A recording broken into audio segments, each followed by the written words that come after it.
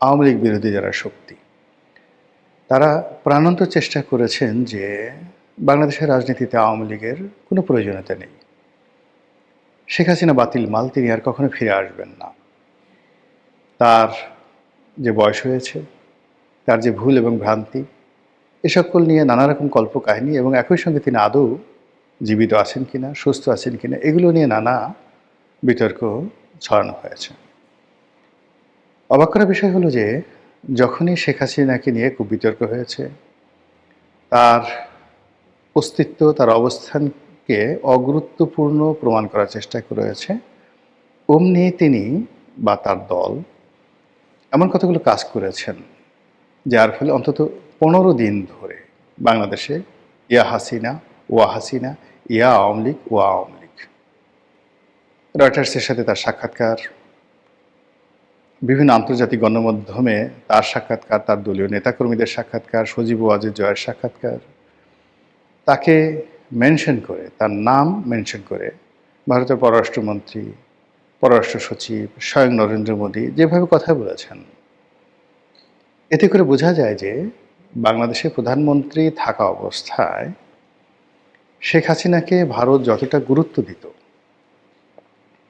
এখন ক্ষমতাচ্যুত এবং ভারতে আশ্রিত প্রধানমন্ত্রী, সাবেক প্রধানমন্ত্রী শেখ হাসিনা ভারতের কাছে তার সাথে বেশি গুরুত্বপূর্ণ। কেন? প্রথম কারণ হলো যে এটা ভারতের ইজ্জত কা সওয়াল। যেমন দেখা গেল যে আমার সঙ্গে যে কোনো একটা লোকের বিরোধিতা হলো এবং আমি সরাসরি তার সঙ্গে বিরোধিতা করতে গিয়ে পরাজিত হলাম, লাঞ্ছিত হলাম, অপমানিত হলাম, সেটা এক ধরনের বিষয়। কিন্তু যদি এমন ঘটনা ঘটে যে আমার সঙ্গে কারো বিরোধিতা আছে, সেখানে আমি না গিয়ে আমার সন্তানকে পাঠালাম, আমার প্রতিনিধিকে পাঠালাম এবং সেখানে আমার সেই প্রতিনিধির সঙ্গে খারাপ আচরণ করা হলো, সেক্ষেত্রে যুদ্ধ বেঁধে যাওয়ার মতো ঘটনা ঘটে। তো ভারতের সঙ্গে বাংলাদেশের যে সম্পর্ক, এই পর্যায়ে এই সম্পর্কের মধ্যে শেখ হাসিনা যখন একটা ইস্যু হয়ে গেছে, এখন শেখ হাসিনার ইজ্জত, শেখ হাসিনার বেঁচে থাকা কিংবা তার মরে যাওয়া, সব কিছুর উপর কিন্তু ভারতের যাকে বলা হয় সফলতা, ব্যর্থতা এবং বাংলাদেশের সঙ্গে ভারতের যে সম্পর্ক, এই সম্পর্কের যাকে বলা হয় স্থায়িত্ব নির্ভর করবে। যেমন ধরুন, এত কিছুর পরেও আমেরিকা কেন ভেনেজুয়েলার প্রেসিডেন্টকে ধরে নিয়ে আসলো? এত কিছুর পরেও তারা লিবিয়াকে তছনছ করে দেওয়ার পরেও কেন লিবিয়াতে মার্কিন উপস্থিতি এখনও প্রবল? যুদ্ধরত পক্ষগুলোকে কেন 2 হাতে তারা টাকা দিচ্ছে?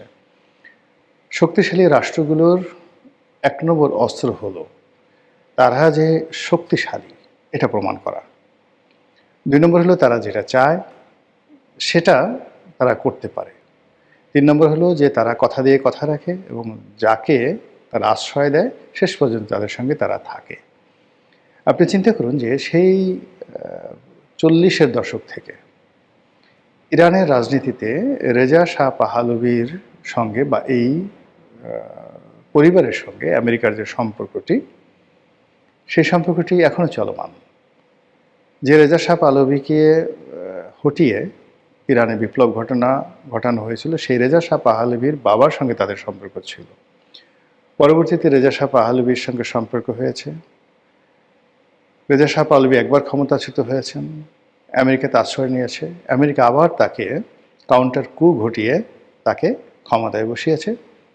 এরপর দীর্ঘকাল তিনি ক্ষমতায় ছিলেন। 1979 সনে তিনি আবার ক্ষমতাচ্যুত হন, তার পরিবারকে আশ্রয় দেয় এবং তার সন্তান রেজা শাহ পাহলভির সন্তানকে আবার ক্ষমতায় বসানোর জন্য বিলিয়ন বিলিয়ন ডলার আমেরিকা খরচ করছে। এটাই হলো সাম্রাজ্যবাদী শক্তির একটা ইতিহাস। অতীতের একটা খুব বিখ্যাত ঘটনা বলি। যেমন ভারতের সম্রাট বাবরের পুত্র হুমায়ুন, তিনি শের শাহের কাছে পরাজিত হয়ে পারস্যে আশ্রয় গ্রহণ করলেন। পারস্যের সঙ্গে কিন্তু তখনও ভারতের ওইরকম কোনো বন্ধুত্ব বা এরকম স্বার্থ ছিল না। একসময় পারস্যের নাদির শাহ পরবর্তীতে ভারত আক্রমণ করে তিনি এখান থেকে সেই ময়ূরসিংহাসন নিয়ে গিয়েছিলেন, সেটা পরের ব্যাপার। কিন্তু ওই যে মুঘল জমানার ওই সময়টাতে দিল্লির সঙ্গে আসলে পারস্যের কোনো সম্পর্ক ছিল না। কিন্তু পারস্যের যে সমস্যাটা ছিল আফগানিস্তানের সঙ্গে, আফগানিস্তানের কান্দাহার এবং অন্যান্য যে এলাকা, কাবুল, কান্দাহার, এই পুরো আফগানিস্তানের শাসনভার ছিল বাবরের আর এক সন্তান মির্জা হিন্দালের উপরে। তো হুমায়ুন যখন সেই পারস্যে আশ্রয় নিতে চাইলেন, তখন তার প্রথম শর্ত ছিল যে আপনি সবার আগে কাবুল দখল করবেন, এবং কাবুল দখল করার পরে কাবুলে যে সরকার গঠন করবেন তার সঙ্গে আমার একটা বন্ধুত্বপূর্ণ সম্পর্ক থাকতে হবে, যেটা হিন্দালের সঙ্গে নেই। দ্বিতীয়ত হলো যে আমার যে সৈন্যবাহিনী সেটা নিয়ে আপনি ভারতবর্ষ আক্রমণ করবেন। এবং এই শর্তে দেখুন, সেই পারস্যের যে সম্রাট তিনি দীর্ঘকাল হুমায়ুনকে আশ্রয় দিলেন, এবং সেই তাদের সাহায্য নিয়ে হুমায়ুন আবার ভারতবর্ষ পুনরুদ্ধার করলেন বহু বছর পরে। আর সেই সাম্রাজ্য প্রায় ৩০০ বছর ভারত শাসন করল। তো এই হলো সাম্রাজ্যবাদী শক্তিদের একটা, যাকে বলা হয়, ইতিহাস। পিতা পরাজিত হয়, সন্তান সেটা সেই লিগাসি ধারণ করে। এক রাজা, মানে যেমন পারস্য সম্রাট দারায়ুস, সাইরাস।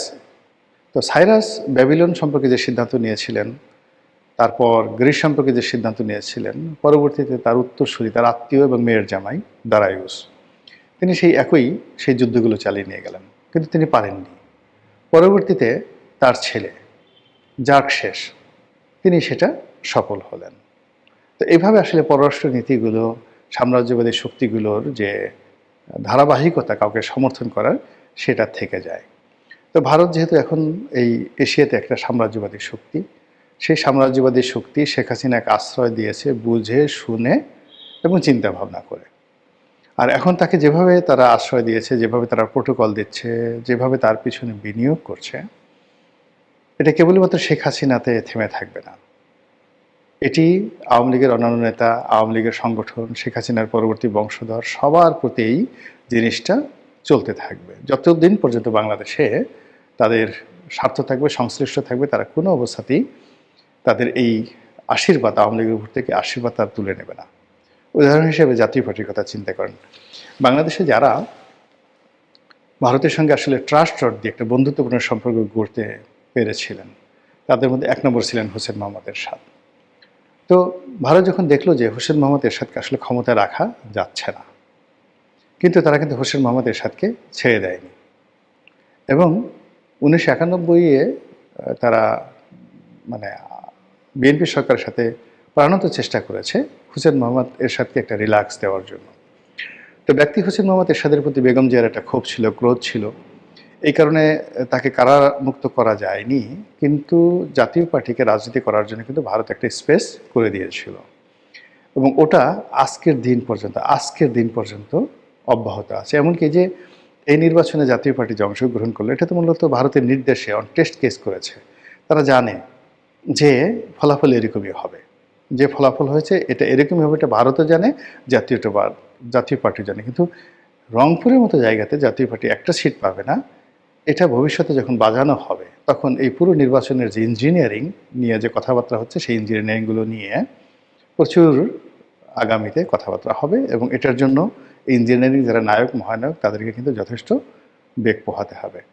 তো যেটা বলছিলাম যে ভারত বা অন্য যে কোনো সাম্রাজ্যবাদী শক্তি, ইভেন ইংল্যান্ড, তারা যখন কারোর সাথে সম্পর্ক স্থাপন করে, এটা দীর্ঘমেয়াদে এই সম্পর্কটা তারা কিন্তু কন্টিনিউ করে। তো সেই দিক থেকে শেখ হাসিনার সঙ্গে ভারতের যে সম্পর্ক, এটি কোনো অবস্থাতেই অবনত হওয়ার বা এটি শেষ হওয়ার সম্ভাবনা একেবারে নেই, জিরো। অধিকাংশ যেটা মনে হচ্ছে যে আগামীতে যারাই রাজনীতি করবেন, সেটা জামাত করুক, বিএনপি করুক, তারা যদি ভারতের সাথে সম্পর্ক স্থাপন করতে চায়, সেই সম্পর্কের ক্ষেত্রে প্রিকন্ডিশন হবে আওয়ামী লীগকে রাজনীতি পুনর্বাসিত করা এবং শেখ হাসিনার ব্যাপারে যতটা সম্ভব লিবারেল হওয়া। এবং এটা ছাড়া দীর্ঘমেয়াদে ভারতের সাথে তারেক রহমান সাহেব বলেন কিংবা শফিকুর রহমান বলেন, কেউ সম্পর্কটা স্বাভাবিক করতে পারবেন না। এবং এই যে দেখেন, রাজনীতিতে একটা ধারা যে কোনো রাজনৈতিক শেষ হয় না। যদি রাজনীতি শেষ হওয়ার কোনো লক্ষণ থাকতো, সেক্ষেত্রে তারেক রহমান সাহেবের উপর গত ১৭ বছরে যে জুলুম চলেছে, যে অত্যাচার চলেছে, সেক্ষেত্রে তারেক রহমান সাহেবের টিকে থাকার কথা না। কিন্তু তিনি টিকে আছেন। তিনি সেই ১৭ বছর পরে আবার ফিরে এসেছেন এবং আবার রাজনীতিতে পুনর্বাসিত হয়েছেন। কাজেই আওয়ামী লীগ শেষ হয়ে যাবে এবং কোনো রাজনীতি হবে না ইত্যাদি ইত্যাদি যে সমস্ত বিষয় রয়েছে, এটা হওয়ার নয়। কাজেই এই যে বর্তমান পরিবেশ পরিস্থিতি তৈরি হচ্ছে, সেখানে এই যে নতুন সরকার গঠন হবে, মন্ত্রিপরিষদ গঠন হবে, তারেক রহমান সাহেবকে নিয়ে যে ধরনের একটা এই মুহূর্তে উৎসাহ উদ্দীপনাটা স্বাভাবিক। জাস্ট 15 ডেজ, 15 দিন এইভাবে চলবে। 15 দিন পরে দেখবেন যে জামাত তার স্বরূপে আবির্ভূত হয়েছে। ওই নাসিরুদ্দিন পাটোয়ারি, ওই আক্তার, অন্যান্য যারা নাহিদ ইসলাম, তারপরে এই এনসিপির যে সকল লোকজন রয়েছেন, তারা বিকট শব্দে সরকারের সমালোচনা করছে। আওয়ামী লীগ আবার হুঙ্কার দিচ্ছে এবং রাজনীতির ময়দান আবার গরম হয়ে যাচ্ছে। আর যত গরম হবে, শেখ হাসিনার যে উপস্থিতি, প্রয়োজনীয়তা ততটা অনিবার্য হয়ে পড়বে ভারতের কাছে এবং বাংলাদেশের কাছে।